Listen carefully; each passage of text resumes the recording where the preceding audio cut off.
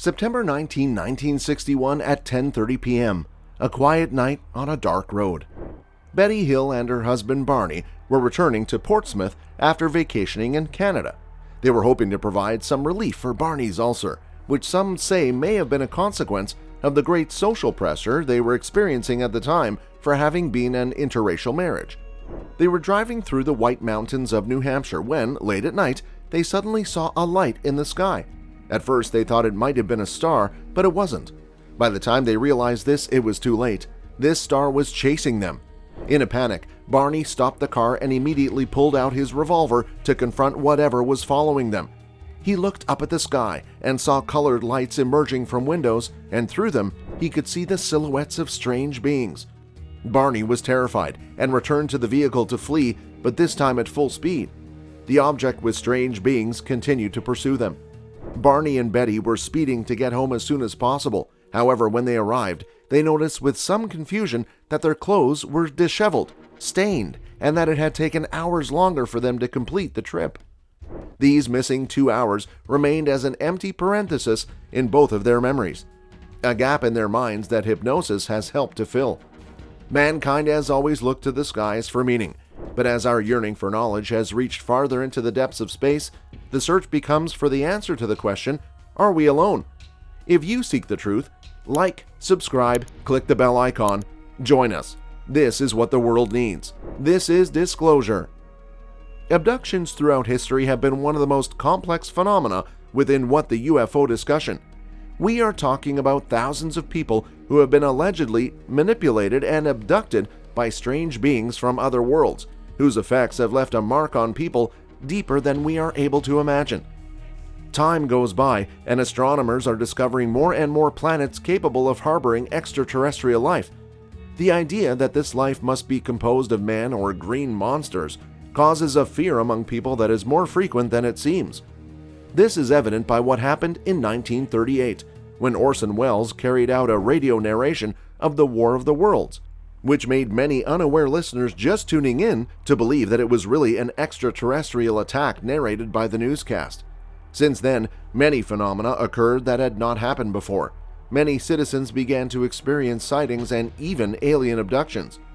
But there is something important to highlight, and that is that despite so much proof and evidence, life on other planets remains an unsolved mystery. Do extraterrestrials really exist? What are they like? What is their form of communication? And if they really exist, what reasons would they have for abducting human beings? People who claim to have witnessed or experienced an abduction often tell of having entered a kind of laboratory where the aliens were conducting experiments on them. Another important and constant characteristic is that witnesses claim to have lost a significant amount of time, together with the loss of will and consciousness, just as it happened with Betty and Barney. For both of them, the experience impacted them and changed their lives forever, and not in a good way. In the 2 years following the event, Barney's ulcer worsened, and they both began to suffer from severe anxiety attacks, hypertension, nightmares, and insomnia. Nightmares in which they were abducted by strange beings. Driven to the limit by the suffering, they went to a prestigious neurologist and psychiatrist in Boston named Benjamin Simon, a specialist in hypnotic therapy. From this moment on, the terrifying stories would begin to come to light.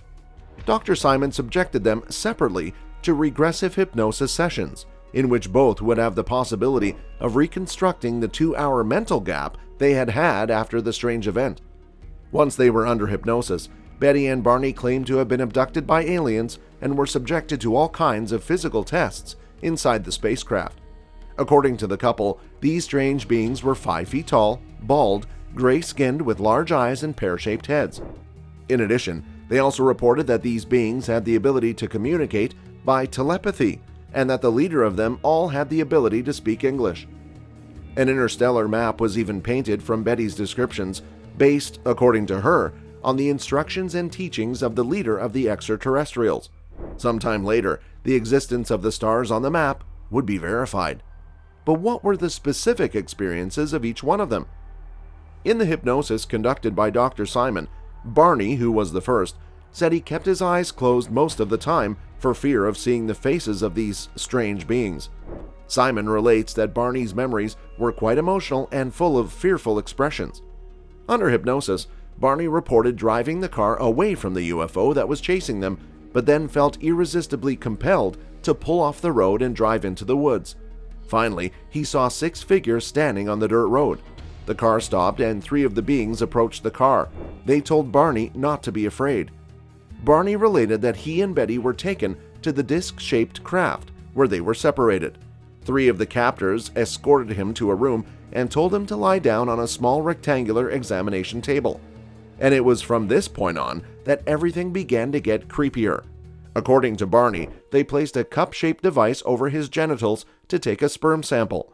The beings scraped his skin and probed his ears and mouth. A thin tube or cylinder was inserted into his anus and quickly removed. In addition, someone touched his spine as if counting her vertebrae. On the other hand, Betty, under hypnosis, had an extremely familiar story to that of Barney, only differing in the capture and release. Betty, according to Dr. Simon, showed a very strong emotional anguish when telling the story of her capture, to such an extent that he had to suspend the session momentarily due to her hysterical sobbing. One of Betty's most marked experiences was witnessing the aforementioned star map, which Dr. Simon asked her to describe as accurately as she could. Betty, doing her best, was able to reconstruct a map consisting of 12 prominent stars connected by lines and 3 minor ones forming a distinctive triangle. To everyone's surprise, Betty mentions that these strange beings told her that the stars connected by continuous lines formed trade routes, while the dotted lines went to less traveled stars. Could we be within a trade route for them? Despite each of the patient's evidence and accounts, and having confirmed their consistency in telling the story under hypnosis, Dr. Simon did not believe his patient's version and argued that people do not always tell the truth when they are under hypnosis. For him, the couple suffered from amnesia, and Betty used her dreams of aliens to fill the gap in her memory, which she would have transferred to her husband's subconscious by narrating the nightmares to him. However, it was never clear why they suffered from amnesia. Nevertheless, this incident became the first abduction case to be made public and one of the best documented. It gave rise to articles, programs, books, and even a movie. His account was also the opening of the floodgates for the hundreds of people who have since claimed to have been abducted. In later years, various psychiatrists suggested that the alleged abduction was a hallucination caused by the stress she had suffered as an interracial couple in the early 1960s in the United States. However, Betty instantly dismissed this suggestion, pointing out that her relationship with Barney was a happy one and that their interracial marriage caused no noticeable problems with friends or family. However, by 1969, Barney passed away from lung cancer, and Betty moved away from UFO disclosure for good in order to live a quieter, more anonymous life. Many doubted them, but many others took them as a fundamental piece in the discovery of extraterrestrial life.